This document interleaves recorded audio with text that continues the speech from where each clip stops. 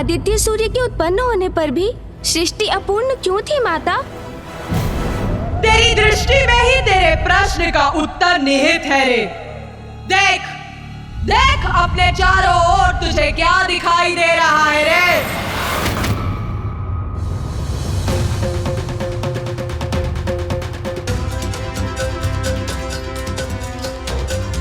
माता, मुझे दिखाई दे रहे हैं ये नदी, ये झरने, ये वृक्ष, ये पौधे आदि। हाँ, उचित कहा तूने।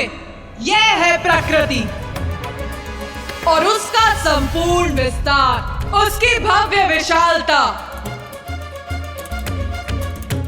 पृथ्वी पर फल उत्पन्न करने वाले वृक्षों की, अनाज उत्पन्न करने वाले पौधों की आवश्यकता थी, तभी तो उसमें जीवन फल सकता था ना।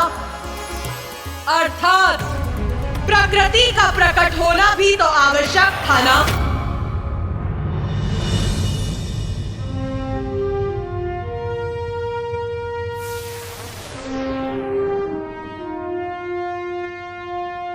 प्रिय, अब सृष्टि के विकास का समय आ गया है। जीवन के संचार के लिए पृथ्वी को प्रकृति की आवश्यकता है। सूर्य की अति ऊर्जा का तो निरंतर विस्तार हो रहा था, जिससे संपूर्ण सृष्टि प्रकाशित हो उठी थी। उन सूर्य का सृजन करने वाली देवी तारा और प्रभु अक्षोभ्य की असीमित आंतरिक ऊर्जा का तो अनुमान लगाना भी कठिन है रे। देवी तारा रूप में मेरी ऊर्जा से कदाचित प्रकृति भस्म हो सकती थी, इसीलिए प्रकृति के सृजन के लिए मुझे शीतल होना ही था। और तब मैंने धारण किया अपना अगला महाविद्या स्वरूप, देवी षोडशी।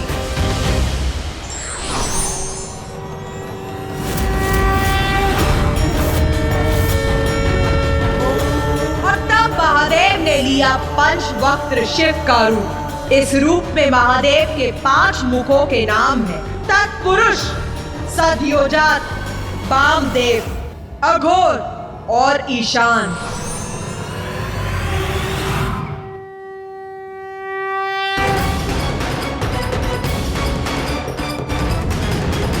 या देवी सर्वभूतेषु बुद्धिरूपेण संस्थिता।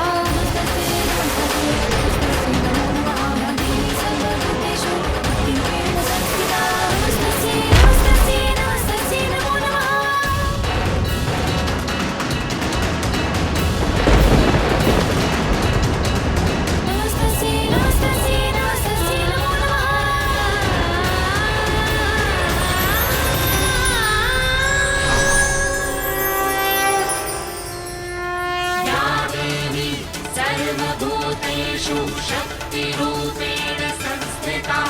नमस्तस्यै नमस्तस्यै नमस्तस्यै। फिर देवी षोडशी की हथेली से एक जल की बूंद पृथ्वी पर गिरी।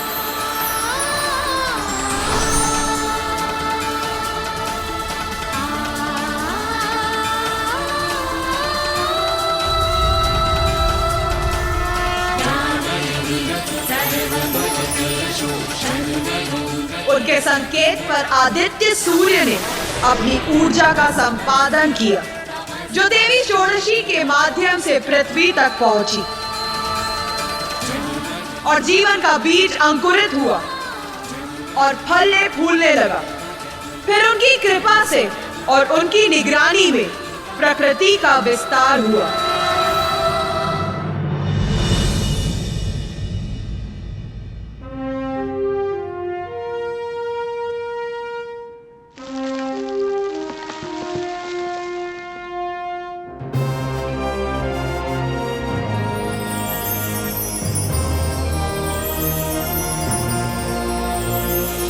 पौधे लहरा उठे, पुष्प खिलने लगे और उनके साथ वन्य जीवों में भी प्राणों का संचार हुआ और प्रकृति अपने पूर्ण वैभव में जीवन का आधार बनी।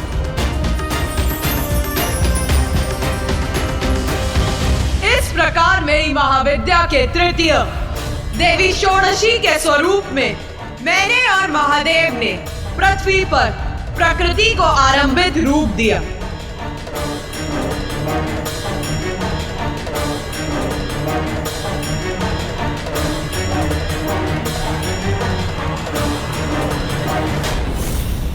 बालव्यक्तविभाकरामिति निवां भव्यप्रदां भारतीम् ईषत् फुल्लमुखाम्बुजस्मितकरे राशाभवान्दापहां पाशं साभयमङ्कुशं च वरदं कितनी अनुपम दिव्यता है माँ षोडशी की। राजन्तीं चतुरं कितना भव्य सौंदर्य है माँ का। भक्त्या भजे षोडशीम्।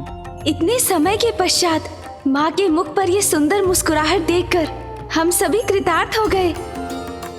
जो मेरे इस रूप की पूजा करते हैं वो सर्व सिद्धियां संपन्न हो जाते हैं, कोई भी दुख उनके निकट नहीं आता।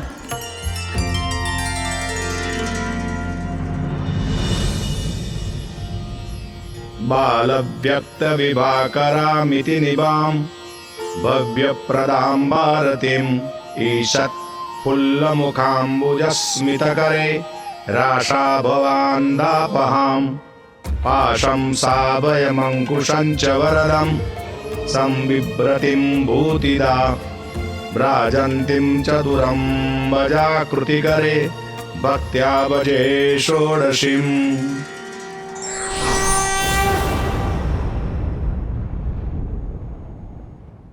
बोल, अभी भी तेरे मन में कोई भी शंका, कोई भी जिज्ञासा जन्म ले रही है क्या? हाँ माता, अब तो संसार पूर्ण हो चुका था।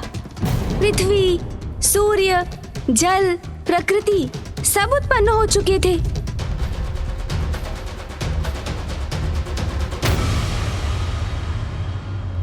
अपना प्रश्न अधूरा मत छोड़ गणेश, जो भी मन में है व्यक्त कर। पूछ पूछ पूछ रे, क्या पूछना चाहता है? माता, ब्रह्मदेव, नारायण, महादेव, पृथ्वी माता, सूर्य देव सब आपकी ही लीला से उत्पन्न हुए हैं, किंतु देवगण जैसे देवराज इंद्र, अग्निदेव, वायुदेव, वरुण देव और ऋषिगण जैसे ऋषि दुर्वासा, ऋषि मार्कंडे, इनका अस्तित्व कैसे प्रकट हुआ माता?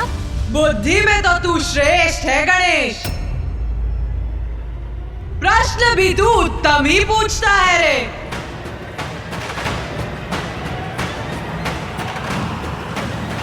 तो अब मेरा उत्तर सुन गणेश। सृष्टि आरंभ हो चुकी थी, इसीलिए अब देवताओं का जन्म भी आवश्यक था। मेरे आदेश से ब्रह्मदेव ने अपनी मानस संतानों को जन्म दिया।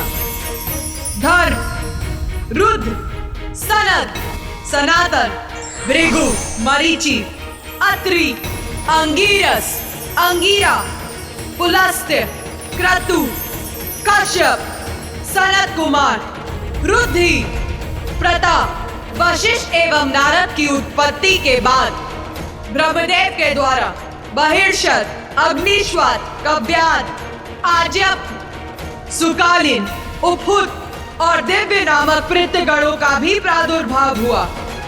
और फिर उसने अपने बाएं अंगूठे से दक्ष को जन्म दिया।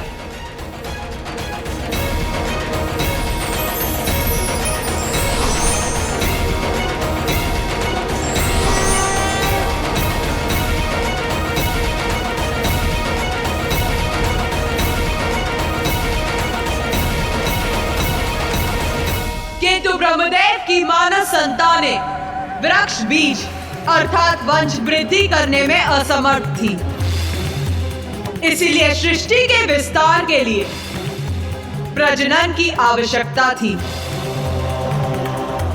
और यह प्रजनन शक्ति संसार को देने की क्षमता ब्रह्मदेव में नहीं थी, इसीलिए उन्होंने मेरी और महादेव की स्तुति आरंभ की। उस समय शिव और शक्ति संयुक्त थे, अर्धनारेश्वर रूप में ही थे।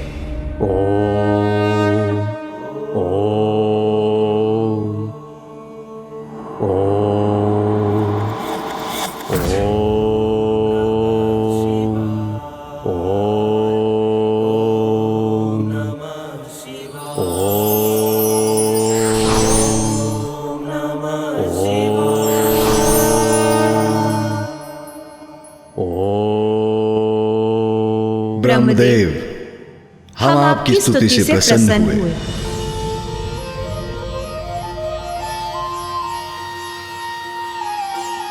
प्रभु शिव, माता शक्ति, मेरे द्वारा जिन जीवों का सृजन हुआ है उनकी संतानें उत्पन्न हो सकें, इसके लिए प्रजनन अति आवश्यक है। पर यह तभी संभव है जब प्रकृति शिव से पृथक हो और ऐसे स्त्री पुरुष का जन्म हो जिनसे मैथुनी शक्ति का आरंभ हो सके। यदि सृष्टि के आरंभ और उसकी भलाई के लिए हमें एक दूसरे से विलग होना होगा, तो ऐसा ही होगा।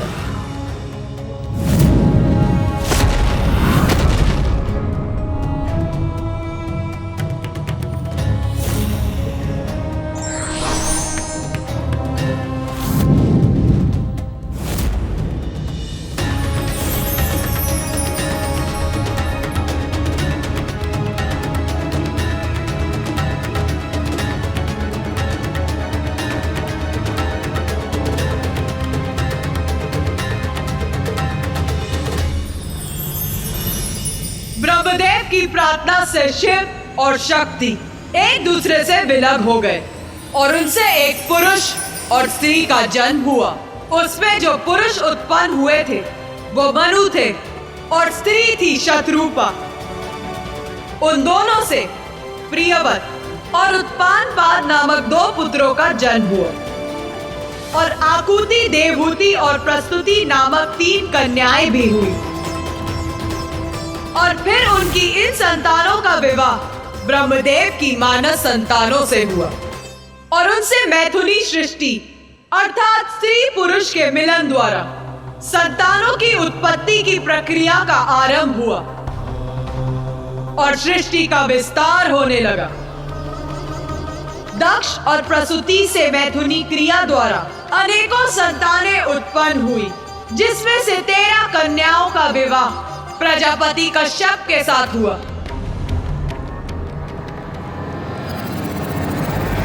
प्रजापति कश्यप और दक्ष की कन्याओं से देवता, असुर, दानव, अश्व, गंधर्व, राक्षस, वृक्ष, अप्सरा, सर्प और नाग, गौ, भैंस, श्वापद अर्थात हिंसक जीव, श्वेन अर्थात गिद्ध आदि जीव, यादव गण अर्थात जलचर जीव, गरुड़ और अरुण, पतंग और शलभ आदि का जन्म हुआ।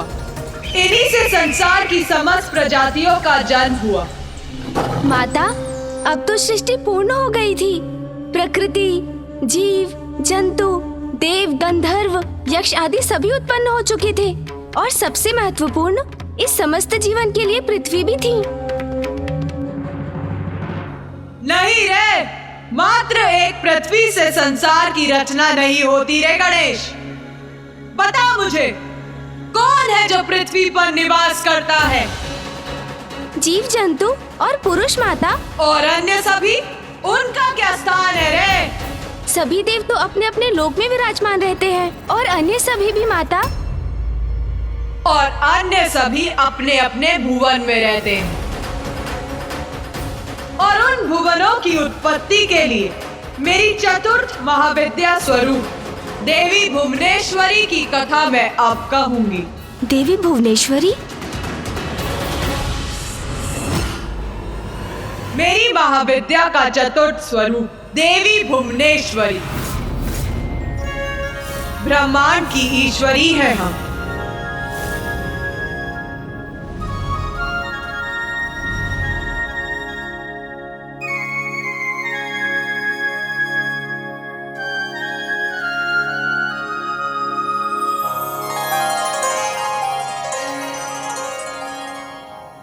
संपूर्ण ब्रह्मांड की हम ही जन्मदाता हैं। ब्रह्मांड हमसे ही उत्पन्न होता है और अंततः मुझ में ही समाहित होता है। मैं ही उसकी रक्षा करती हूँ। जब मैं अपने भुवनेश्वरी रूप में प्रकट होती तो महादेव अपना त्रयंबक रूप धारण करते हैं।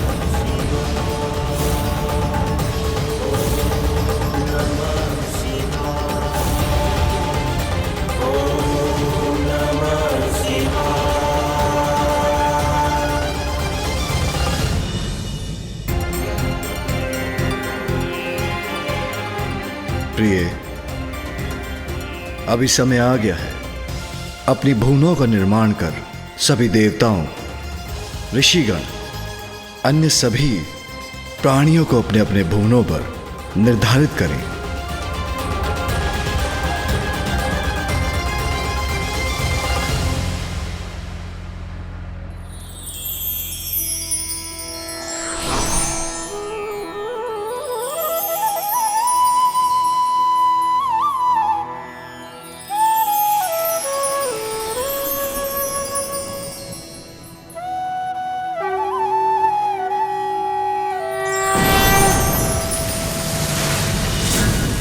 इन्हें भुवनों के क्रम में ब्रह्मदेव जहां निवास करते उस सत्य लोक का आविर्भाव हुआ।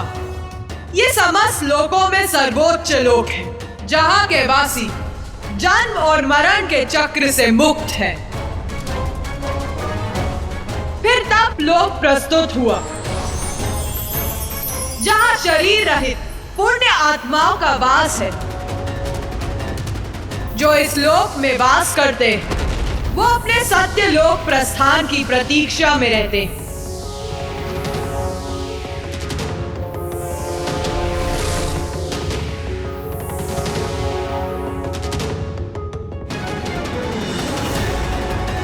फिर ज्ञान लोक प्रस्तुत हुआ,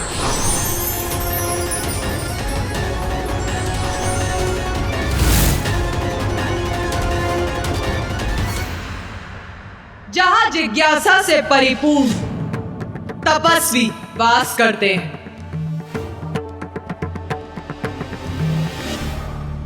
उसके पश्चात महरलोक का आविर्भाव हुआ,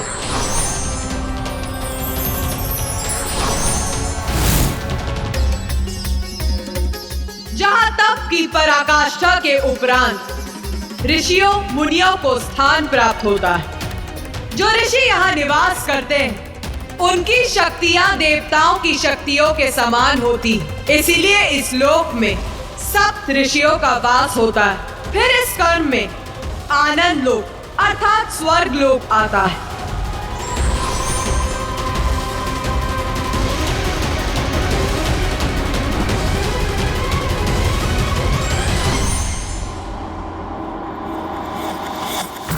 जो देवताओं और उत्तम पुण्य कर्म करने वालों का निवास है।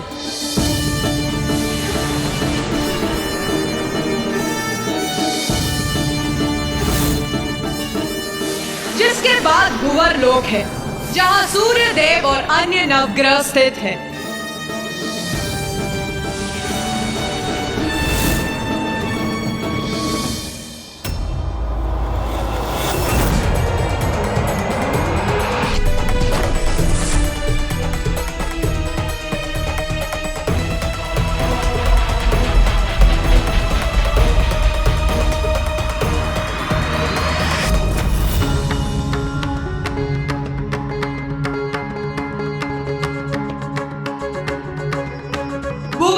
के पश्चात मनुष्यों और मृत्यु लोक के अन्य प्राणियों के लिए भूलोक है।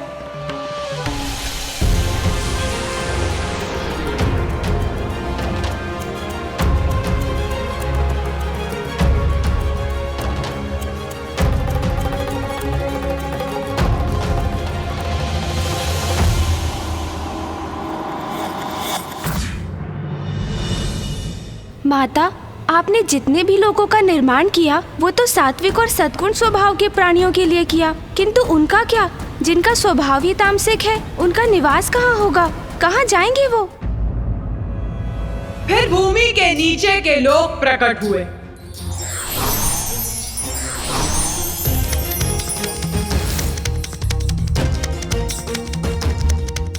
इसमें सर्वप्रथम है अतल लोक। ये भोग विलास का लोक है। भूमि की समस्त धन संपदा यही संचित रहती है। फिर वितल लोक है, जहां भूमिगत जीव स्वर्ण आदि का खनन करने हेतु निवास करते हैं। अतल लोक के समान वितल लोक भी भौतिक संपत्ति पर केंद्रित लोक है। फिर असुर राजा बलि द्वारा सुतल लोक का आविर्भाव हुआ।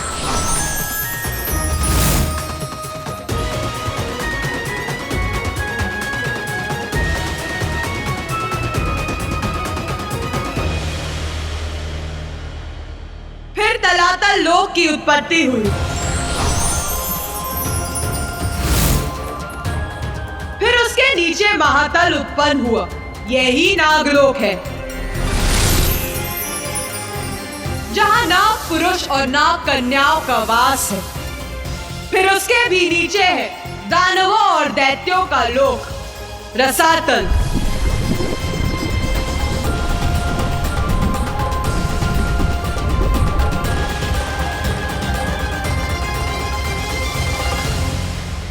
और सबसे नीचे पाताल लोक प्रकट हुआ, जहां नागराज वासुकी का निवास है। यही सभी अन्य भुवनों का आधार है।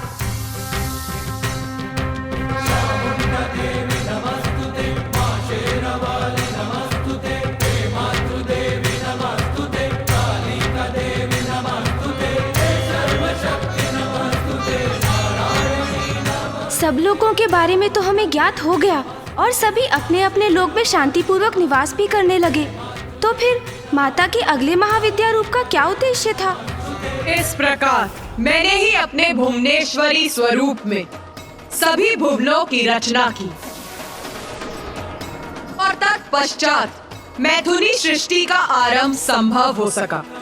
भुवनेश्वरी स्वरूप में मैं ही सृजन करती हूँ, मैं ही सभी भुवनों की स्थिरता प्रदान करती और उनमें बसे प्राणियों का पालन करती। सृष्टि के सभी जीव मेरी ही संतानें हैं, फिर वो मनुष्य हो अथवा सूक्ष्म जीवाणु, और मुझसे ही उन सभी जीवों का लालन पालन संभव है।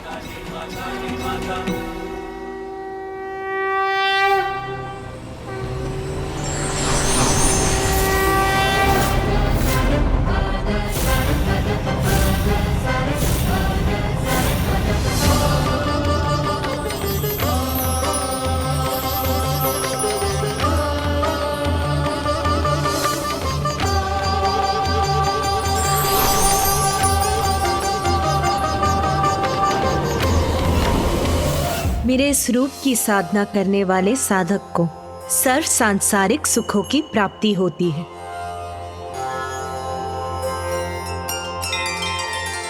उसका जीवन धन, धान्य और संतान से परिपूर्ण होता है।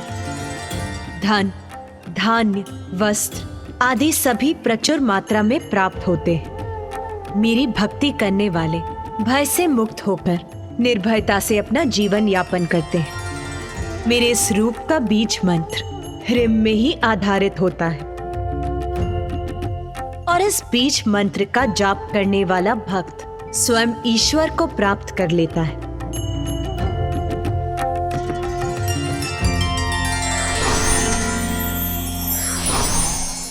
अष्टसिद्धि धर्मलक्ष्मी अरूपा बहुरूपिणी त्रिशूला पुक्कारा देवी पसानुगुसा विश्वधारिणी खड्गा खेड़ा दरा देवी घंटिनी चक्रधारिणी षोडशी त्रिपुरा देवी त्रिरेखा परमेश्वरी उद्यन्दिन्द्युतिमिन्दु किरीटां तुंगकुचां नयनत्रययुक्तां स्मेरमुखीं वरदाङ्कुशपासा भीतिकरां प्रभजे भुवनेशीम्।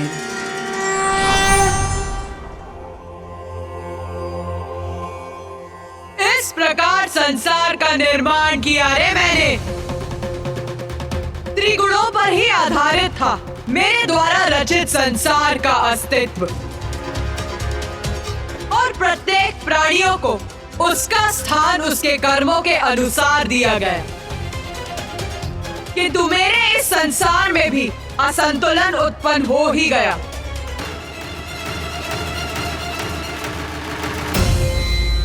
असंतुलन माता? किंतु आपके द्वारा रचित संसार में किसी दोष अथवा विकार का स्थान कहाँ था? वो तो निर्विकार और दोष रहित होना चाहिए था। फिर उसमें असंतुलन आने की संभावना कहाँ थी माता? त्रिगुण अर्थात सतो, रजो और तमो अर्थात सात्विक, राजसिक और तामसिक, आधारभूत गुण थे मेरे संसार के, इसीलिए उसमें बसे प्राणियों में भी ये तीनों गुण प्रस्तुत थे। देवता, ऋषि मुनि, दिव्यात्मा, मनुष्य, निरी प्राणी, असुर, दानव, दैत्य सभी मेरे इसी संसार के वासी थे। इसीलिए असंतुलन का आरंभ तब हुआ जब तामसी प्रवृत्ति की अधिकता से प्रभावित असुरों की लालसा में वृद्धि होने लगी। वो अन्य लोगों को लालच की दृष्टि से देखने लगे, मुख्य रूप से पृथ्वी को।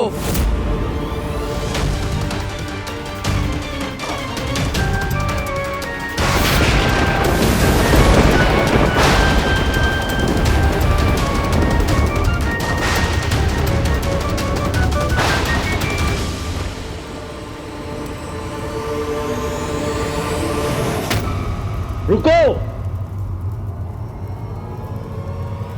क्या हुआ? रुक क्यों गए?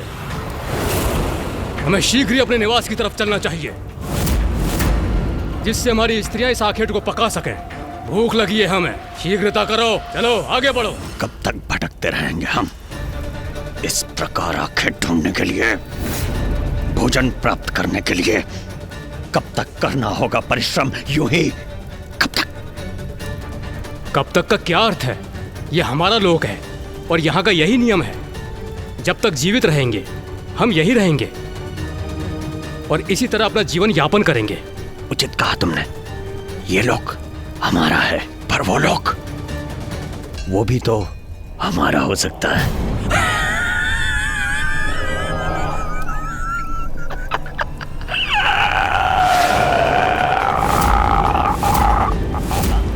ये क्या कह रहे हो तुम? वो पृथ्वी लोक है, हम वहां नहीं जा सकते। हमारा वहां जाना निषेध है।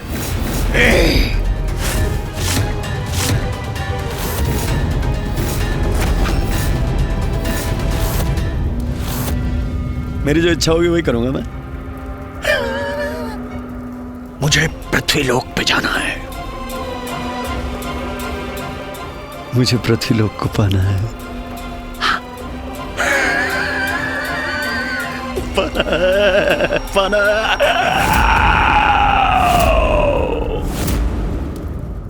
माता, कौन था ये असुर जो आपके संसार के नियम भंग करने का दुस्साहस करने का इच्छुक था? असुरराज दारू। तब तो आपने अवश्य उस असुर दारू को दंडित किया होगा ना माता?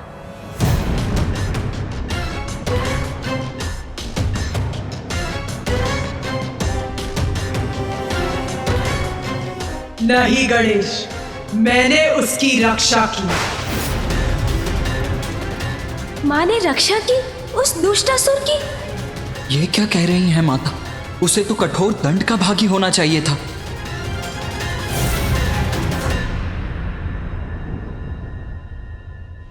आपने उस असुर को उसके अपराध का दंड क्यों नहीं दिया माता?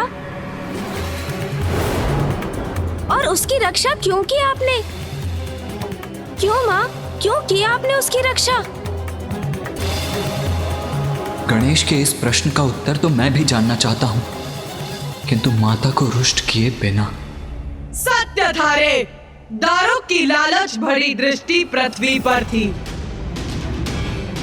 क्योंकि फल, पुष्प, अनाज, आहार आदि से परिपूर्ण पृथ्वी सौंदर्य रूपिणी थी। इस संपदा का अधिकार जो अभी तक पृथ्वी वासियों के पास था, उसे पाना चाहता था दारू। किंतु माता, इसमें क्या अपराध हुआ उससे? क्योंकि अपने जीवन को श्रेष्ठ बनाने का तो सभी को अधिकार है। अधिकार अवश्य है, किंतु किस मूल्य पर गणेश? दूसरों के अधिकारों को छीन कर कुछ प्राप्त करना उचित नहीं। दारुक पृथ्वी का आधिपत्य चाहता था, जिससे वो सभी ऋषि मुनियों अथवा ग्रामीण मनुष्यों को अपना दास और आहार बना सके। अन्य जीवों को कष्ट पहुंचाकर अपने जीवन को उन्नत नहीं बनाया जा सकता गणेश। तो माता, ये सब ज्ञात होने पर भी आपने उसकी रक्षा की? हाँ, रक्षा की मैंने उसकी, क्योंकि मैं विवश थी।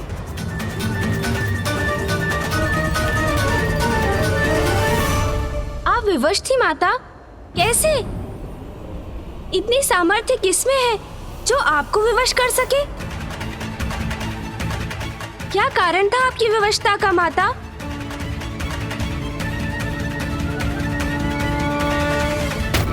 दारुका, दारुक की पत्नी दारुका थी मेरी विवशता का कारण। आदि शक्ति हूँ मैं, किंतु जगत जननी भी तो मैं ही हूँ। चर अचर समस्त जीवों की माँ मैं ही हूँ। और फिर अपनी किसी भी संतान को कष्ट में देखकर मैं स्वयं को कैसे रोक सकती थी गणेश? माता किस पीड़ा की बात कर रही हैं?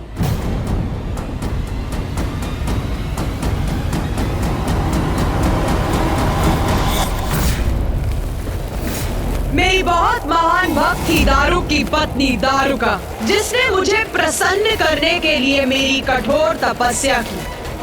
तब मैं ही अपने आदि शक्ति रूप में सर्वत्र व्याप्त थी। आदि शक्ति नमो नमः।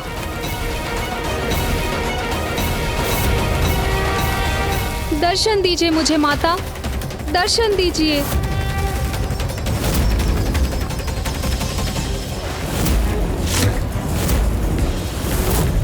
इतने वर्षों की कठोर तपस्या के बाद आपने अपनी इस भक्तिन को अपने दर्शन सुख से वंचित रखा माता। मेरे प्रति कठोर रहकर मेरी परीक्षा ले रही है माता, तो उचित है अब आप भी मेरी भक्ति की पराकाष्ठा देखेंगी माता।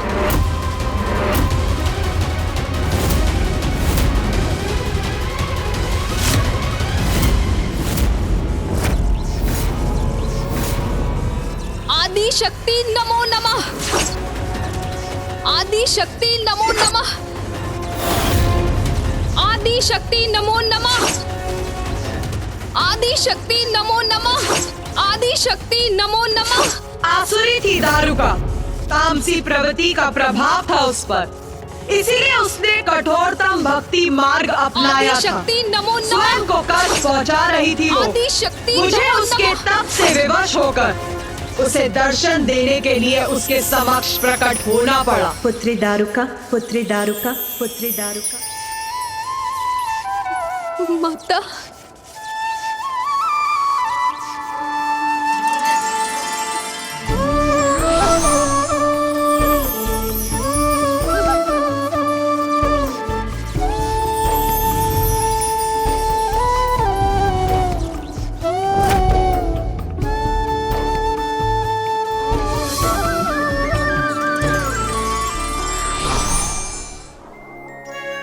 माता, सत्य है माता, आप दया की सागर हैं। मुझे दर्शन देकर मेरे कष्टों को हरकर आपने मुझे कृतार्थ कर दिया है माता। मैं धन्य हो गई आपके दर्शन पाकर। मैं माँ हूँ, मेरी भक्तिन स्वयं को कष्ट पहुँचाए ये मैं कैसे सह सकती हूँ पुत्री दारुका। मैं तुम्हारी तपस्या से प्रसन्न हुई, वरदान मांगो पुत्री। माता, मेरे और समस्त असुर समुदाय के जीवन को सरल करने हेतु इस स्थान को अपने आशीष से परिवर्तित कर दीजिए माता। यहाँ सभी संपदा से परिपूर्ण एक ऐसा वन स्थापित कर दीजिए जिससे हम सभी यहाँ सहजता से निवास कर सके माँ। क्योंकि माता हम असुर सभी आनंद प्राप्ति के सुख सुविधाओं से वंचित है, इसलिए हमारे साथ भी आपके भक्तों के समान ही व्यवहार होना चाहिए माता। अपने समस्त समुदाय के लिए निस्वार्थ भाव से वरदान मांगकर तुमने मुझे और भी प्रसन्न कर दिया पुत्री दारुका। मैं तुम्हारी इच्छा अवश्य पूर्ण करूंगी। धन्यवाद माता, धन्यवाद।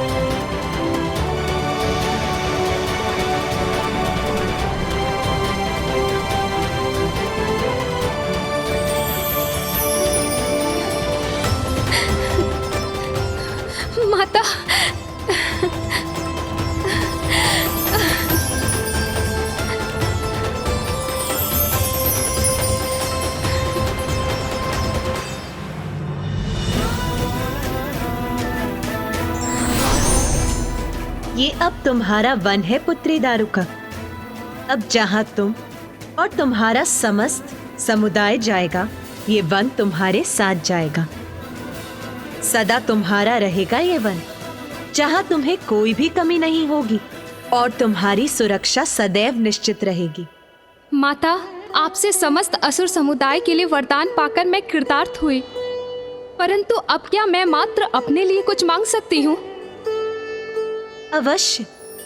अपने लिए क्या मांगने की इच्छा है तुम्हारी पुत्री? माता, मुझे वरदान दीजिए कि मुझे आपकी शक्ति का अभयदान सदैव प्राप्त होता रहे और मुझ पर कोई भी संकट छाए तो सदैव आप मेरी रक्षा करने आए। इसके लिए तुम्हें वरदान मांगने की कोई आवश्यकता नहीं। अपने भक्तों के लिए मैं सदैव रक्षा कवच बनकर प्रस्तुत होती हूँ, इसीलिए जो तुमने मांगा वो मैंने दिया। आपको कोटि कोटि धन्यवाद माता, आपको कोटि कोटि धन्यवाद। तथास्तु। कल्याण हो पुत्री।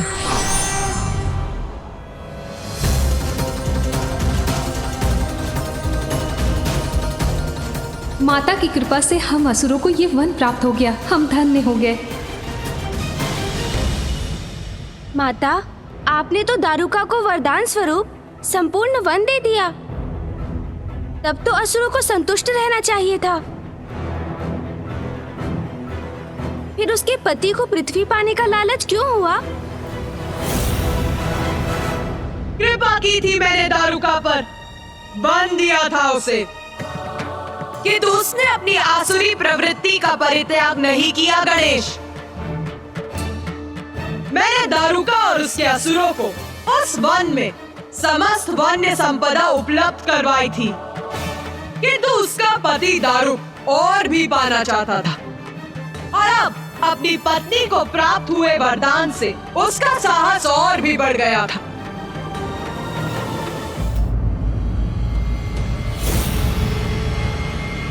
तू क्यों विचार मग्न खड़ा है रे? तेरा अनुजी प्रश्न पे प्रश्न पूछकर अपनी जिज्ञासा शांत कर रहा है। पूछ रे, तेरे मन में क्या प्रश्न है? पूछ, संकोच मत कर। माता, मैं स्वीकार करता हूं कि रसातल पृथ्वी जितना सुंदर नहीं था, किंतु पृथ्वी पर तो ऋषियों, मुनियों और अन्य वासियों ने उसे सुंदरता प्रदान करने के लिए अथक परिश्रम किए थे। भूमि को जोतकर उस पर अनाज की उपज उत्पन्न की थी, अपने लोक कल्याण के लिए यज्ञ किए थे। इसीलिए मैं ये नहीं समझ पा रहा हूं माता कि जब आपने दारुका को उसका वन दे ही दिया था तो असुरों ने रसातल को पृथ्वी के समान बनाने का प्रयास क्यों नहीं किया? ये तामसी प्रवृत्ति का परिणाम है रे, जो उससे प्रभावित होता है। वो ये मानने लगता है कि जब सब कुछ छीन कर प्राप्त किया जा सकता है तो उसके लिए परिश्रम की क्या आवश्यकता है। और वही किया उस दुष्ट दारुक ने भी।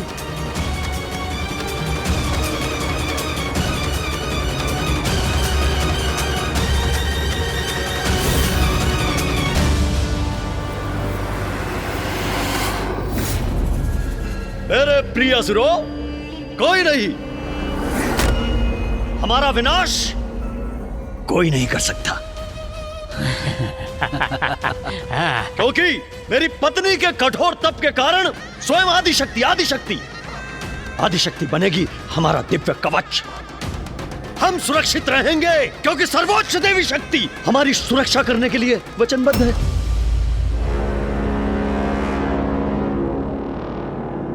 किंतु असुर श्रेष्ठ, हमें पृथ्वी पर आक्रमण करने की आवश्यकता क्या है?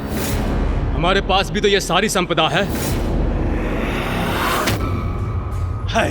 अवश्य है, किंतु सोचो, क्या ये मात्र एक वन हमारी संपूर्ण असुर जाति के लिए पर्याप्त है?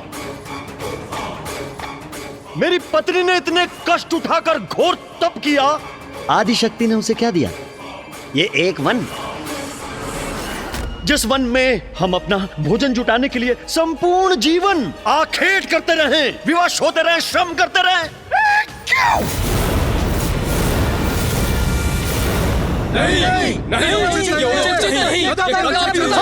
नहीं। हम मात्र एक लघु अंश से संतुष्ट क्यों हो? क्यों क्यों क्यों क्यों क्यों? इस वन को और इसके फलों को पाकर प्रसन्न क्यों हो? इस वन में भोजन प्राप्ति को आखिर के लिए श्रम कर करके स्वयं को कष्ट क्यों दे? क्यों? जबकि थोड़े से श्रम में हम उन तुच्छ मनुष्यों को अपना दास बनाकर उनसे ये कार्य करवा सकते हैं। उनको अपना आहार बना सकते हैं।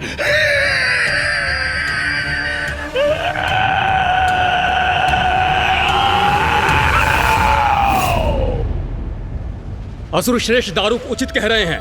हम पृथ्वी पर आक्रमण करेंगे। आक्रमण करेंगे पृथ्वी पर। हम पृथ्वी को अपना बनाएंगे। हम दास बनाएंगे उन्हें, अपना आहार बनाएंगे उन्हें, अपना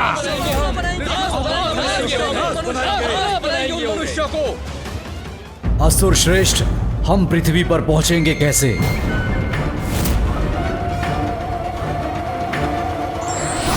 उसकी चिंता आप मत कीजिए स्वामी।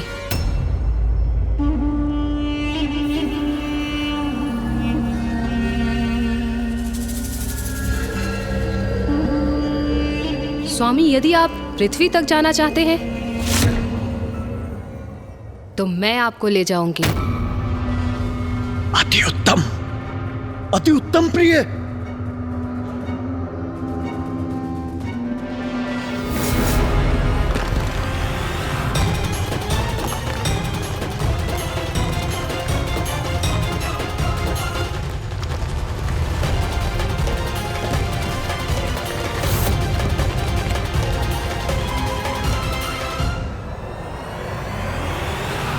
माता के वरदान का अनुचित लाभ उठाना कहीं पृथ्वीवासियों को संकट में ना डाल दे।